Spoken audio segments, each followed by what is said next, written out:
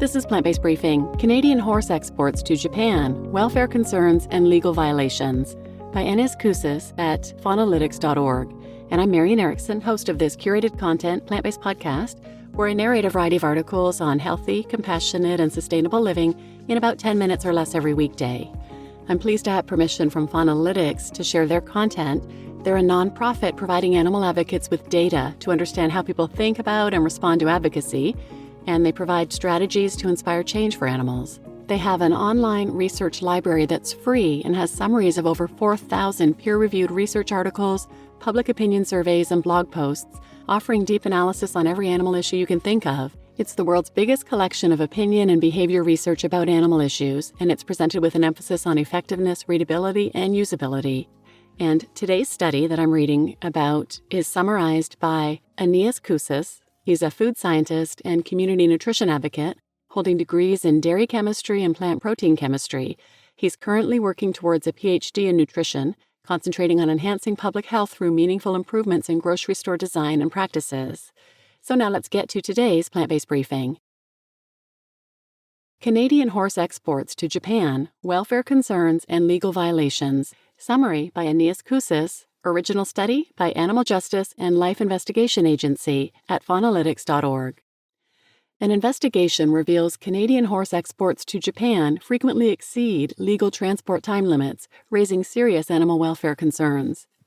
Each year, thousands of horses are exported from Canada to Japan for slaughter, enduring long journeys by air that push the limits of animal welfare regulations. A new investigation by the Animal Justice and Life Investigation Agency, LIA, has uncovered evidence that many of these shipments violate federal laws limiting transport times for horses without food, water, and rest. The Health of Animals regulations in Canada set a maximum 28-hour limit for transporting horses without food, water, or rest. This duration is already considered too long by many animal welfare experts, as horses can become dehydrated after just 10 to 15 hours of air travel and show extreme fatigue after 28 hours of transport. Prior research shows that even trips under 3 hours can cause stress in horses and suppress their immune systems. The investigation examined 4 shipments of horses from Edmonton International Airport to Japan in May and June 2024.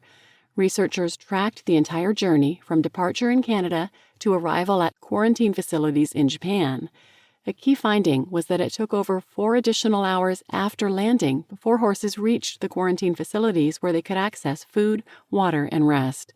In one case, horses didn't arrive at quarantine for over 6.5 hours after landing.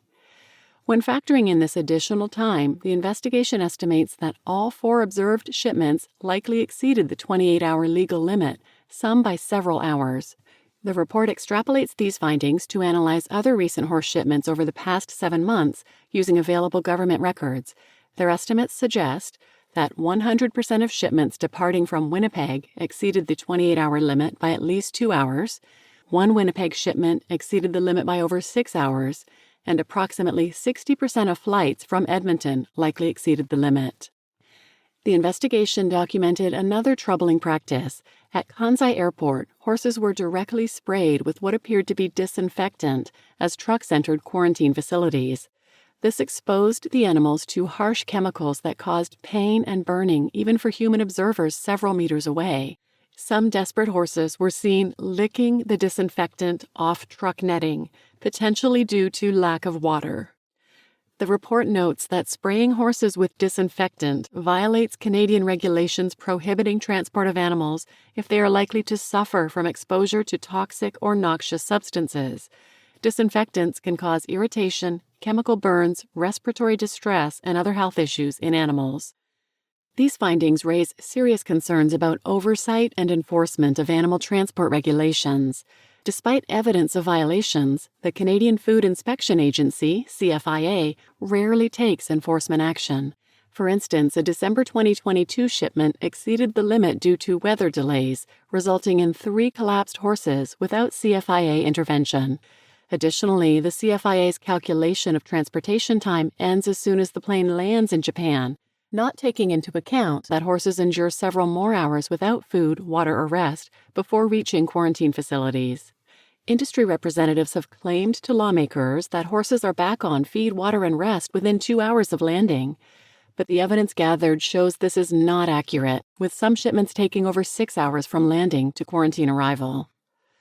The report calls for immediate action from the CFIA to 1. Take enforcement action against companies that have exceeded the 28-hour transport limit, 2. Halt all horse exports for slaughter until the CFIA can ensure shipments reliably meet the 28-hour legal limit, and 3. Revise transport duration calculations to include the full journey time from initial loading to arrival at quarantine facilities. This investigation sheds light on a practice that is already controversial in Canada. Approximately 68% of Canadians oppose exporting horses for overseas slaughter. The Canadian government has committed to banning the practice, with 2 federal bills introduced to fulfill this promise. However, exports continue as lawmakers study the issue. For animal advocates, this report provides compelling evidence to push for stronger enforcement of existing regulations and to support a full ban on live horse exports for slaughter. The documented welfare concerns and apparent legal violations offer new angles to engage policymakers and the public on this issue. You just listened to Canadian Horse Exports to Japan, Welfare Concerns and Legal Violations. Summary by Aeneas Koosis at faunalytics.org. And I'm your host, Marian Erickson. This was a tough one to read. Oh my gosh. The desperate horses licking the disinfectant off truck netting because they're dying of thirst. If you want to find more information about this issue, I always put a link to the original post in the show notes, and then you can link to the original study, or you can also go to animaljustice.ca. And right now, there's a banner right across every page of their website with a new article about horse export deaths being drastically higher than recorded, and that 21 Canadian horses were killed in 1 year from shipments to Japan. And it lists the way these horses are dying. They're basically shipped in crates where they can't turn around. Some of them can't even stand up properly. It's just inhumane. It's just animal agriculture. So please share this episode with anyone who might benefit, and thanks for listening.